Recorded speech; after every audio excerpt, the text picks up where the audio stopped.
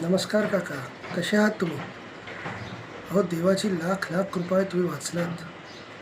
अहो अहो काय हे, किती लागलंय? धन्यवाद वगैरे नको हो काका. अहो अडीअडचणीला तर बाजूवाले सुद्धा आपली मदत करतात. पण तुम्ही तर माझे काका आहात. किती उपकार आहेत तुमचे आमच्यावर.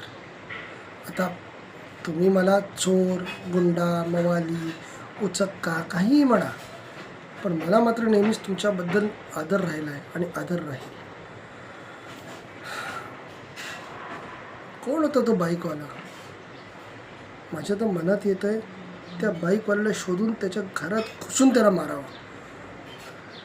पण मग मी हा विचार केला, स्वतःच कसं मारणार? होय, मीच तो बाईकवाला. मग तुम्हाला किती वेळा सांगितलं, हे सगळं काही मला देऊन टाका आणि जा, तीर्थयात्रेवर जा.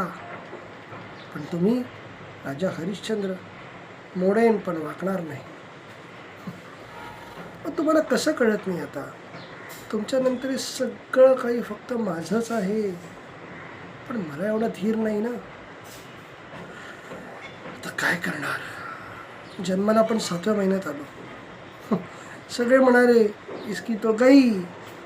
हा बघा, तुमच्या समोर उभा आहे.